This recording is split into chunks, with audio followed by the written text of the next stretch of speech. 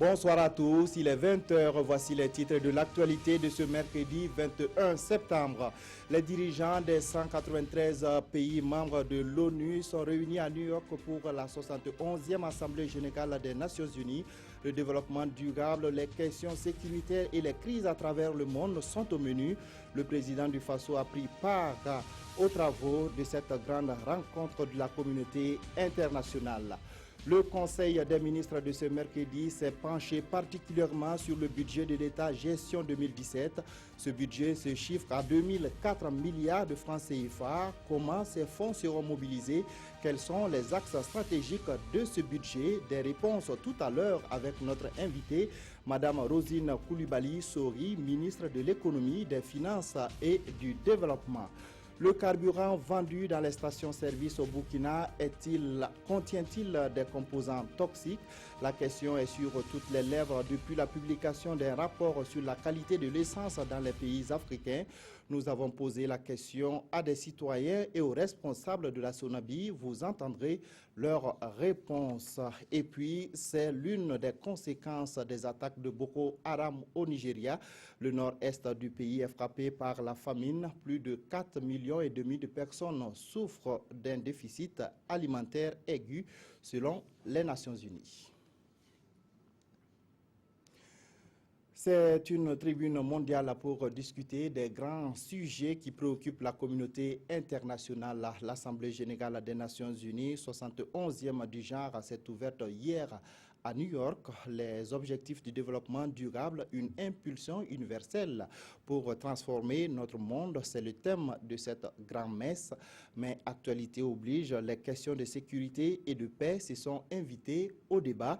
Le président du Faso a pris part à l'ouverture des travaux. Le point avec nos envoyés spéciaux Arthur Ouedraogo et Jean-Emmanuel Ouedraogo.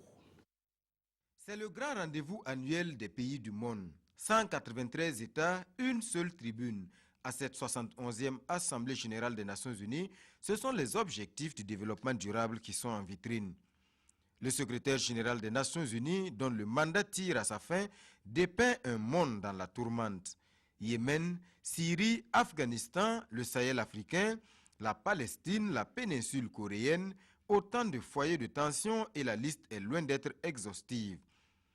À cela, il faut ajouter le phénomène de radicalisation. Et concernant l'environnement, le secrétaire général des Nations Unies appelle à la mise en œuvre de l'accord de Paris avant la fin de l'année. Il reste encore 26 signatures à réunir, c'est l'avenir de la planète qui est en jeu. Et s'il y a un continent qui est vulnérable à tous ces maux, c'est bien le continent africain qui fait face aujourd'hui à la montée du terrorisme. La Somalie, la Libye, le Mali, le bassin du lac Tchad, le Sahel dans son ensemble sont gravement déstabilisés et le péril cherche à se répandre sur l'ensemble du continent. L'Union africaine et ses États membres, malgré la modestie de leurs moyens, sont fortement mobilisés et engagés dans la lutte contre ce fléau absolu. Pour preuve, les énormes sacrifices consentis par la MISOM en Somalie depuis 2004, la mise en place de la force mixte multinationale par les États du bassin du lac Tchad et le Bénin pour combattre le groupe terroriste Boko Haram, l'institution du groupe des G5 Sahel servant de cadre de coopération en matière de sécurité et de lutte contre toutes les menaces transfrontalières du pays au pays du Sahel. Ce terrain de mobilisation devrait être renforcé et appuyé. Pour ce faire, le président Déby appelle les partenaires de l'Afrique à délier les cordons de la bourse pour contribuer au Fonds africain de lutte contre le terrorisme créé en juillet dernier à Kigali au Rwanda. L'autre intervention très attendue à l'ouverture de cette 71e Assemblée générale des Nations Unies, c'est celle de Barack Obama. Pour sa dernière allocution à cette tribune, le président américain évoque le paradoxe d'un monde plein d'incertitudes, de malaise et de discorde, malgré un contexte de progrès et de développement rapide des techniques et des moyens de communication. En marge de cette assemblée générale, les chefs d'État et de gouvernement ont tenu une rencontre de concertation sur la Guinée-Bissau, plongée dans une crise politique. Le désengagement de la mission d'observation de la CEDEAO dans ce pays a été évoqué. Le président du Faso a annoncé le maintien sur place des soldats à Burkinabé jusqu'à la fin de la crise. Des détails avec Arthur Ouedraogo et Jean-Emmanuel Ouedraogo.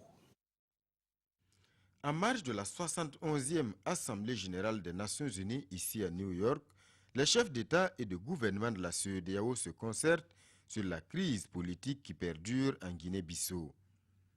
Face au blocage de toutes les institutions de ce pays, la communauté sous-régionale a désigné le président Alpha Condé de la Guinée et Ernest Bai Koroma de la Sierra Leone pour conduire une médiation entre les différentes parties.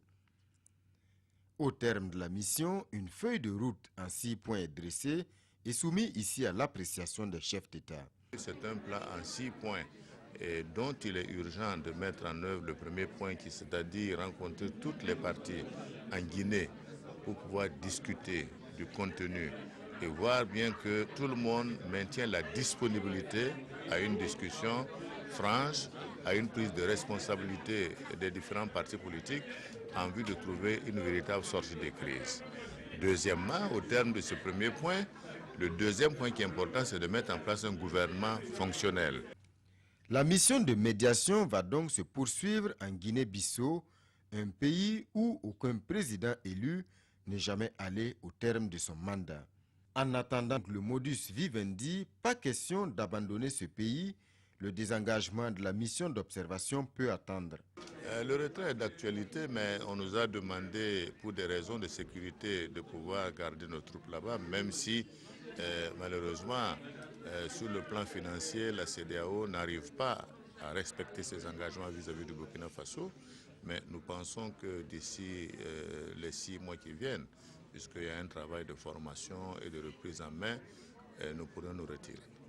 Les acteurs politiques et institutionnels de la Guinée-Bissau sont invités à considérer avant tout l'intérêt du pays et des populations. On reste à New York où le président du Faso a reçu en audience la vice-présidente du département de la politique et de l'évaluation du Millennium Challenge Corporation, MCC. Le Burkina est candidat pour un nouveau compact. La vice-présidente a expliqué à Roch-Marc Christian Kaboré le processus et les conditions d'éligibilité à ce nouveau compact. On l'écoute à sa sortie d'audience.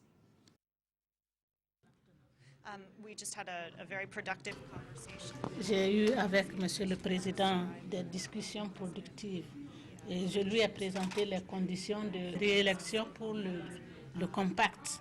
Et je lui ai décrit tout le processus que le Conseil du MCC suivra pour élire de nouveaux bénéficiaires du compact. La décision appartient au Conseil du MCC qui va revoir tous les critères et conditions avant de décider. Voilà des propos recueillis pour nous par Arthur Ouedraogo et Jean-Emmanuel Ouedraogo. Retour au Burkina Faso et on prend tout de suite la direction du palais de Kosiam où s'est tenu l'hebdomadaire Conseil des ministres sous la direction du Premier ministre en chef du gouvernement Paul Kaba Thieba. 2 dossiers ont été examinés. Il s'agit de l'avant-projet de loi de finances exercice 2017 et de la loi de règlement au titre du budget 2015. Des détails avec Nong Bakouda et Nyarkiteda. Par délégation signée du président du Faso, c'est le Premier ministre Paul Kaba Thieba qui a dirigé les travaux du Conseil des ministres de ce mercredi. À l'ordre du jour, l'amendement et l'adoption de l'avant-projet de loi de finances exercice 2017. Après examen, le Conseil retient un budget de plus de 2 000 milliards de francs CFA. Le projet de loi prévoit donc en recette pour le budget 2017 2004 milliards 477 900 000 francs CFA, soit une hausse en gros de 27,42%. Au niveau donc des dépenses, nous sommes à 2407 milliards 969 350 000 francs CFA, soit une augmentation également des dépenses de 33%. Il faut noter que les dépenses d'investissement dans ce budget-là passent d'environ 710 milliards de francs CFA à 1229 milliards de francs, quasiment donc plus de 60% d'augmentation. À en croire le porte-parole du gouvernement, cela traduit la volonté de l'exécutif d'assurer le fonctionnement de l'État avec un maximum de prise en charge par des recettes propres. Au menu également des échanges du Conseil des ministres, la loi des règlements au titre du budget de l'État gestion 2015. Ce budget-là a été donc réglé en ce qui concerne les dépenses à 1436 milliards, en ce qui concerne les recettes à 1436 milliards de francs CFA et aux dépenses à 1476 milliards, soit un déficit budgétaire de 39 milliards 283 811 470 francs CFA. Le Conseil des ministres de ce jour a donc focalisé les échanges sur la loi des finances qui sera déposée à l'Assemblée nationale en début de semaine prochaine. Et nous recevons Mme Rosine Koulibaly-Sori, ministre de l'Économie, des Finances et du Développement, pour parler justement du budget de l'État gestion 2017. Bonsoir, Madame la ministre. Bonsoir. Alors, une grande partie du Conseil des ministres de ce jour a été consacrée à l'examen de l'avant-projet de loi de finances pour l'exécution du budget gestion 2017. Alors, est-ce que vous pouvez nous dire dans quel contexte l'élaboration de cet avant-projet de loi a été faite? Je vous remercie pour l'occasion qui m'est offerte. Et je voudrais aussi remercier tous ceux et celles qui ont participé à l'élaboration de ce budget. Parce que, comme vous savez, c'est un dialogue interactif au niveau des institutions et ce dialogue a connu la participation de tous les segments ministériels et des institutions de l'État. S'agissant du contexte, je pense que c'est important de se souvenir d'un certain nombre de repères importants. Les repères, c'est quoi? Parce que nous sommes dans le processus de budget-programme. Il ne s'agit pas seulement d'aligner des chiffres, il s'agit de dire pourquoi et quelle est l'orientation du budget. En matière de repères, il faut dire d'abord que le budget cadre exactement avec les priorités du PNDS. PNDS lui-même inspiré du programme présidentiel. Donc le budget 2017 est un extrait du budget programme. Rappelez-vous qu'il y a eu le document de programmation pluriannuelle au niveau du budget de l'État qui avait été déjà adopté par l'Assemblée nationale. Et ce document pluriannuel couvrant les 3 ans 2017-2019 avait déjà cadré en fait le budget des 3 exercices à venir. Donc c'est un extrait du budget du programme pluriannuel que nous avons donc présenté en 2017. Donc ça, c'est un élément de contexte important.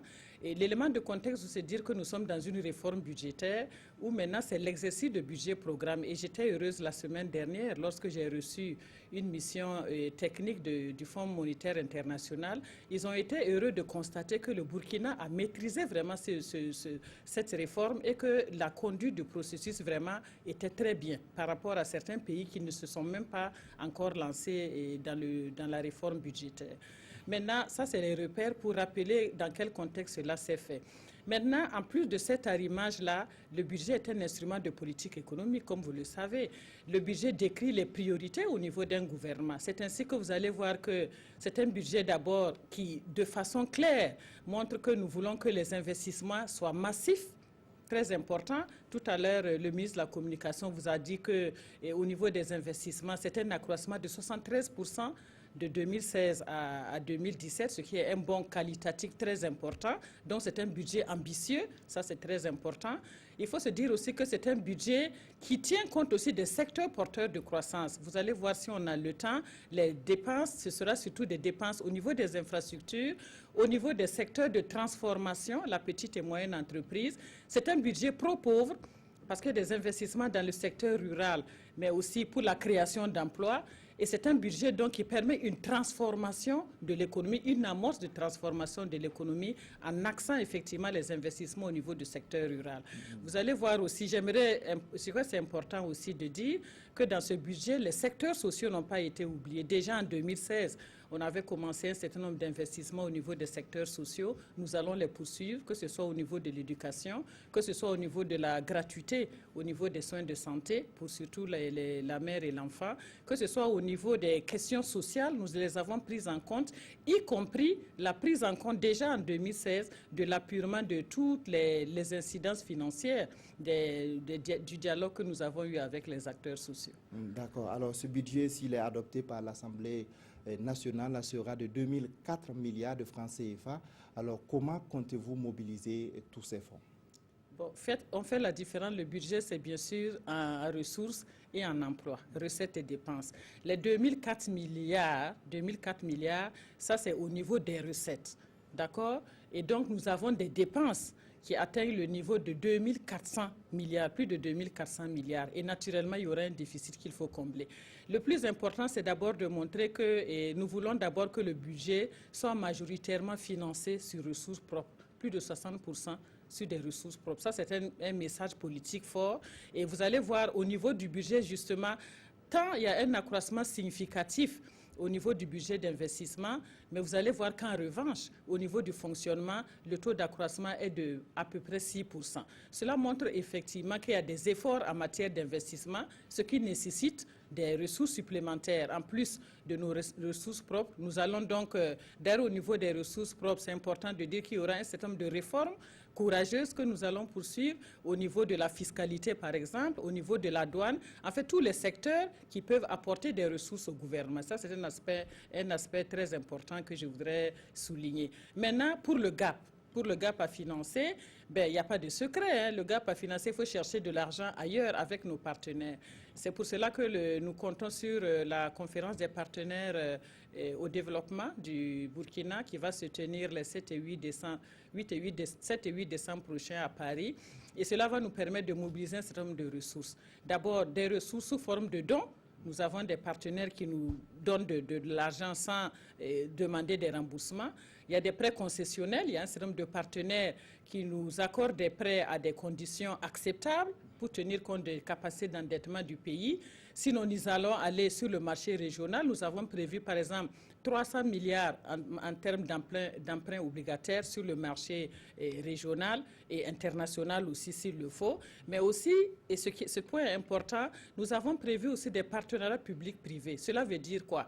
Si par exemple un partenaire se dit, bon, je suis prêt à investir dans le secteur de l'énergie et je récupère de mon investissement, je suis prêt par exemple à construire une voie et récupérer au niveau du péage, etc. Nous allons privilégier cela. C'est pour cela que dans la stratégie de financement du budget de 2017, nous avons essayé de décliner, de voir un peu selon les profils des partenaires, comment orienter les projets structurants que nous avons identifiés et qui feront l'objet de dialogue avec nos partenaires au développement. Justement, vous avez parlé entre-temps du budget programme qui rentre en vigueur en 2017. Alors, quelle est la différence donc entre le budget programme et le budget objet qui est en cours? Merci. Le budget programme est un budget axé sur les résultats. Ça, c'est un aspect important. Et vous allez vous rendre compte que dans la matrice des résultats, et d'ailleurs, j'ai apporté pour vous, c'est important que je vous dise, je vous ai amené un gros cadeau. Okay, ça s'appelle la brique. C'est une brique vraiment pleine, puisque on a tous les éléments du budget là-bas. On va se rendre compte d'abord au niveau du budget programme que c'est les résultats. Qu'est-ce que nous voulons atteindre à la fin de l'année? Donc, à ce niveau, au niveau du budget programme, nous allons devoir le résultat que nous voulons atteindre et aligner les moyens, les ressources humaines, les ressources financières, etc., que nous allons aligner. Ça, c'est d'abord en termes d'objectifs, ce que nous voulons atteindre. Mais aussi au niveau de la réforme budgétaire, c'est la responsabilisation des ministères sectoriels. Ça, c'est un aspect important de la réforme. Cela signifie quoi? Que les ministères auront en charge la responsabilité de la bonne exécution de leur budget et le ministère de l'économie et des finances interviendra seulement a priori. Et donc, nous avons un rôle, en fait, d'appui conseil et d'accompagnement des structures dépensières. Je crois que ce sont des éléments importants, effectivement, au niveau de la réforme budgétaire et qui demandent, de notre point de vue, qui demandent un engagement de tous les acteurs. Alors, plus de 60% de mobilisation de ressources internes, ça suppose qu'il faut peut-être un mot à l'endroit des acteurs économiques? Oui, bien sûr. Bon, je voudrais d'abord, c'est important déjà de remercier les acteurs économiques parce que lorsque nous voyons les recettes fiscales dont nous bénéficions au niveau de l'État, c'est surtout les grands contributeurs qui actuellement apportent, c'est-à-dire les entrepreneurs, qui sont les moyennes entreprises et les grandes entreprises surtout. Et notre objectif, justement, c'est d'accroître en fait la taille des contributeurs, donc d'accroître l'assiette fiscale, ce qui va demander à chacun de nous, à chacun et à chacune de nous, qui va demander une contribution. Et nous allons effectivement essayer de mettre en branle d'abord le dialogue avec les différents acteurs pour qu'ils comprennent que c'est important qu'ils puissent contribuer et un certain nombre de taxes et d'impôts auxquels nous sommes assujettis. Nous serons donc amenés à contribuer à cela. Mais en dehors de cela, je pense que lorsqu'on parle d'acteurs, c'est aussi l'environnement. Et nous sommes dans des environnements toujours pas faciles et nous avons des défis très difficiles certaines fois. Et donc, c'est interpeller aussi la population et les acteurs sociaux pour qu'ils comprennent effectivement que nous sommes dans une situation assez délicate, que c'est le moment pour le Burkina Faso de se remobiliser pour pouvoir engranger vraiment des succès plus grands. Et lorsque le pays va bien se porter naturellement, nous allons distribuer les fruits de la croissance et que c'est grâce à la contribution de chacun que nous pourrons parler d'hôpitaux, que nous pourrons parler effectivement de césariennes, que nous pourrons parler de points d'eau. Donc tous ces éléments en fait ont une signification. Et voilà, c'est le message que je voulais passer. Merci à vous, Madame la Ministre, d'être passée sur notre plateau pour donner toutes ces informations. Et je rappelle que nous étions avec Madame Rosine Koulibaly Sori, ministre de l'Économie, des Finances et du Développement, pour parler du budget de l'État gestion 2017. La suite du journal. Le débat sur la qualité du carburant utilisé dans les pays africains est relancé depuis la publication du rapport de l'ONG publique ICE. Il fait état d'un taux anormalement élevé de substances toxiques dans l'essence vendue dans les pays du continent africain. Le Burkina n'est pas cité dans le rapport, mais quelle est la teneur de soufre dans le carburant vendu au Burkina Faso? Des éléments de réponse avec Fabrice Nedier et Olopoda. S'approvisionner en carburant, un geste de tous les jours pour des milliards d'hommes à travers le monde. Et pourtant, la qualité de l'essence ou du gasoil servi suscite des interrogations. La remarque que j'ai faite, c'est au niveau des petites stations. Puisqu'à plusieurs reprises, j'ai eu des pannes. Voilà. Et j'ai amené ma moto chez le mécano. On m'a dit que j'ai mis de la mauvaise essence dans ma moto. Le carburant que nous consommons à partir du Burkina Faso n'est pas véritablement fiable. Je me dis que les promoteurs que nous avons ici, chacun se réclame d'une certaine qualité dont le profane reste toujours perdu. Le profane reste toujours perdu. Le mot est lâché, mais un éclairage est apporté par l'enquête de l'ONG Publicae dont les résultats incriminent des négociants suisses accusés d'inonder l'Afrique de carburant toxique. Le rapport indexe 8 pays du continent africain, l'Angola, le Bénin, le Congo-Brazzaville, la Côte d'Ivoire, le Ghana, le Mali, le Sénégal et la Zambie. Des échantillons prélevés à la pompe dans ces pays révèlent une teneur en soufre 378 fois supérieure à la teneur autorisée dans le carburant en Europe. Si la limite de la concentration européenne actuelle est de 10 mg de soufre par litre pour le diesel, elle est par contre de 10 000 mg par litre dans les pays ouest-africains, soit 1000 fois supérieure à la norme européenne. Ce sont les scientifiques burkinabés qui doivent nous dire aujourd'hui à quoi s'en tenir. Qu'est-ce que cela peut nous coûter? De toute façon, entre 10 et 10 000, c'est énorme, c'est énorme. Les résultats du rapport Dirty Diesel ne sont pas ici contestés. Le vrai problème est le niveau insuffisant des normes des pays africains pour atténuer la concentration du soufre. Bon, écoutez, on ne va pas tricher. Nous avons des spécifications qui sont reconnues et validées sur le plan national. Alors sur le plan de la sous-région, vous ne pouvez pas livrer de produits pétroliers au Burkina Faso sans que déjà à la livraison, l'on puisse vérifier un ensemble de spécifications qui sont connues, qui sont validées et qui sont imposées à tous les fournisseurs. Le soufre, ici incriminé, est une substance polluante et dangereuse pour la santé. Je constate aujourd'hui que nous avons assez plus de pollution en matière de moyens roulants. Quand on constate les véhicules, les motos, tout fume. Plus de 35 000 décès ont été dénombrés, ce n'est pas directement, mais ce sont les impacts. Et nous vivons là-dessus. Vitol, Adax Eorix et Trafigura sont les sociétés impliquées dans ce commerce. Trafigura, cette même société a défrayé la chronique en 2006 avec l'affaire Probo Kuala en déversant des tonnes de déchets hautement toxiques à Abidjan. Nous payons les impôts, des taxes. Nous avons un État responsable à qui nous allons nous adresser. Nous n'avons pas besoin de nous adresser à l'État. L'État va prendre acte de ce qui s'est passé ailleurs et pour étudier la question. On n'attend pas que 53 pays décident pour que le Burkina décide. Le Burkina prend ses responsabilités. Il faut améliorer la qualité du carburant. Il n'y a pas de qualité parfaite. Il faut réduire autant que possible les particules, tout ce qui est nocif donc pour les véhicules et les hommes. Et je dis qu'au niveau africain, l'ARA, qui est l'Association des raffineurs d'Afrique, est une feuille de route pour justement inciter les acteurs du secteur pétrolier à travailler, à améliorer donc ce niveau de qualité qui exige bien sûr des investissements assez énormes. Et cette feuille de route est disponible. Je disais entre autres qu'il y a par exemple en vue l'Afrique 4, l'Afrique 5 pour 2020-2030. Oui, mais ce n'est pas du jour au lendemain que les normes africaines seront au niveau souhaité.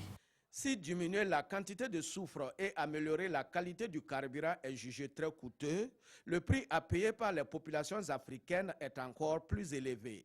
Selon des projections, la pollution de l'air liée au trafic routier devrait causer plus de décès prématurés en Afrique que dans toute l'Europe et les États-Unis d'ici à 2030. Créé le 2 août, le Centre d'études stratégiques en défense et sécurité a été présenté hier à la presse. Selon ses responsables, le centre se veut un cadre de réflexion qui pourrait apporter sa contribution pour l'amélioration de la gouvernance sécuritaire au Burkina et en Afrique. Isaka Ouedraogo, Ismaël Diloma, Sirima. Face à diverses personnalités du Burkina Faso, ainsi que des diplomates internationaux, Auguste Denise Barry présente le nouveau-né des associations, le Centre d'études stratégiques en défense et sécurité. Composé d'une cinquantaine d'experts, civils, militaires et paramilitaires, aux profils variés, le centre se veut un cadre pour instaurer une culture de réflexion stratégique. Nous aurons la possibilité de mener des études et des recherches sur un certain nombre de problématiques de façon autonome, de façon souveraine. Nous allons nous autosaisir par rapport donc à un certain nombre de problématiques que nous pensons aujourd'hui dimensionnantes. Le Centre d'études stratégiques en défense et sécurité n'a aucun caractère religieux, syndical ou politique. Il se propose de faire des recherches appliquées. Et cela dans le but d'être un outil d'aide à la décision sur certaines problématiques telles que le terrorisme. Le combat, évidemment, contre le terrorisme est un combat qui s'inscrit donc sur la durée, mais un combat aussi qui est véritablement multidimensionnel sur plusieurs terrains. Après avoir vu le jour en août 2016, le Centre d'études stratégiques en défense et sécurité envisage de lancer ses premières activités d'ici fin décembre 2016. La journée internationale de la paix et la journée du tirailleur sénégalais ont été célébrées aujourd'hui, 21 septembre. La commémoration au Burkina Faso a été marquée par un dépôt de gerbes de fleurs sur la tombe du soldat inconnu et le message du ministre de la Défense aux anciens combattants. Issa Kafando, Moumouni Soubeiga. Avec le chef d'état-major général des forces armées nationales et la représentante résidente du système des Nations Unies en tête, les anciens combattants, anciens militaires, veufs, orphelins et victimes de guerre et leurs frères d'armes ont marché pour la paix. Ils ont battu le pavé autour de la place de la Nation avant de poursuivre le cérémonial. C'est une initiative de l'Association unique des anciens combattants, anciens militaires, veufs, orphelins et victimes de guerre du Burkina. Elle entend ainsi promouvoir la paix. Au regard également de ce que la Fédération mondiale des anciens combattants nous a recommandé, que nous avons cru bon organiser cette marche-là ce matin. Voilà. L'association a été créée en 1946. C'est pour ça que nous fêtons le 70e anniversaire cette année même. Les objectifs, c'est l'entraide et la solidarité. La marche coïncide avec la Journée internationale de la paix célébrée chaque année dans le monde le 21 septembre. À l'occasion, la représentante résidente du système des Nations Unies au Burkina a loué cette initiative avant d'appeler tous les Burkinabés à œuvrer pour la paix conformément aux idéaux des Nations Unies. Il est important de marquer, honorer aussi ceux qui nous ont quittés au front du champ, mais à la fois de rappeler l'idéal auquel nous voulons vraiment aboutir. La société pacifique, ouverte aux fins du développement durable. Le chef d'état-major général des armées représentant le ministre de la Défense nationale et des anciens combattants a félicité les anciens combattants pour leur démarche. Le général Zagré a mis à profit cette journée pour encourager ses troupes, notamment celles déployées sur le théâtre des conflits. Oui, nous avons aujourd'hui de nombreux militaires et paramilitaires qui sont déployés au Darfour, au Mali, en Guinée-Bissau et des agents de UNIPOL qui sont aussi à Haïti sur divers théâtres, qui concourent à la paix à travers le monde. Et c'est l'occasion pour moi de saluer les sacrifices consentis par les personnels des forces de défense et sécurité à travers le Burkina Faso pour préserver la sécurité et la paix. La cérémonie a également été marquée par la commémoration de la journée du tirailleur sénégalais. Une gerbe de fleurs à des effets était déposée sur la tombe du soldat inconnu à la place de la Nation. Les chiffres sont des Nations Unies. 65 000 personnes souffrent de la famine au Nigeria. 2 milliers d'enfants sont concernés. Les attaques du groupe islamiste Boko Haram sont à l'origine de la pénurie d'aliments, surtout dans le nord-est du pays. Le récit est de Jérémy Koulibaly. L'ombre du Biafra plane sur le nord-est du Nigeria. Les images insoutenables qui vont suivre nous replongent dans les affres de cette guerre civile qui a dévasté le pays entre 1967 et 1970. Dans l'unité de soins intensifs installée à Maïdougouri, les équipes de Médecins sans frontières traitent les cas de malnutrition les plus graves. Victimes collatérales de l'insurrection islamiste de Boko Haram, les enfants admis dans ce centre de MSF sont chaque jour plus nombreux, affamés et le regard vide. Certains arrivent dans un état critique, souffrant de septicémie, de paludisme, de pneumonie ou de diarrhée. La dernière fois que nous avons eu de tels cas, c'est quand nous avons eu la guerre au Nigeria, quand les gens étaient bloqués derrière les lignes de front et immédiatement après la résolution de la crise, nous étions en mesure d'y accéder et nous avons vu des cas très graves. Depuis 7 ans, le nord-est du Nigeria est devenu l'épicentre des violences de Boko Haram qui a dévasté le nord du pays et toute la région du lac Tchad. Près de 20 000 personnes sont mortes et plus de 2 600 000 ont été chassées de chez elles. Selon les Nations Unies, 4,5 millions de personnes souffrent d'un déficit alimentaire sévère dans cette zone. Il est donc urgent d'agir. Et selon l'AFP, le secrétaire général de l'ONU, Ban Ki-moon, devrait annoncer ce vendredi une levée de fonds pour éviter à toute la région du lac Tchad une catastrophe humanitaire des plus dramatiques. À présent, la revue de presse avec Evelyne Dabiri. Saisi d'une importante quantité de lait de marque Mira à Bobo-Dioulasso par la gendarmerie de la dite ville, révèle le pays. Après analyse, les résultats ont démontré que ce lait est de mauvaise qualité, explique Notre Temps, qui pose une série de questions. Ce lait est-il fabriqué au Burkina? Comment s'est-il retrouvé sur le marché? Les promoteurs de ce lait sont-ils mis aux arrêts? Des questions qui restent pour le moment sans réponse. Mais des réponses ont été trouvées lors du procès des brûleurs de feu. Le procureur les a jugés coupables d'actes d'incivisme, rapporte l'observateur Palga. Il a requis les peines suivantes: amende de 300 000 francs pour Abdoulaye Sakandé, 12 mois de prison ferme pour Serge Boni, Kadi Ouedraogo écope de 6 mois ferme, Charles Bilgo en sort avec 12 mois assortis d'un sursis, et pour un coup de tête donné, Hachim Kaboré se voit condamné à 2 mois de prison. D'autres connaîtront le sort qui leur est réservé le 27 septembre, précise l'observateur Palga. Actualité hors du Burkina, les regards sont toujours tournés vers la RDC. Quelle atmosphère y prévaut? Aujourd'hui, au Faso répond, c'est un calme fourré, parfois troué par des coups de feu sporadiques. Cette crise inquiète, surtout que l'Église catholique a annoncé qu'elle suspendait sa participation au dialogue national, écrit ce journal. Une suspension que l'observateur Palga perçoit comme une manière pour l'Église catholique d'indiquer la porte de sortie à Kabila. Mais Joseph Kabila va-t-il quitter le pouvoir sur la pointe des pieds avant la fin de son 3e et dernier mandat, s'interroge Sidoya. Ou, écrit Notre Temps, va-t-il continuer à espérer que les manifestants se lassent de crier à tue-tête et plient les chines? Voilà qui met fin à cette édition. Merci de l'avoir suivi. L'information revient à 22h30 avec Jacques Lamissa Tarpaga. Bonsoir.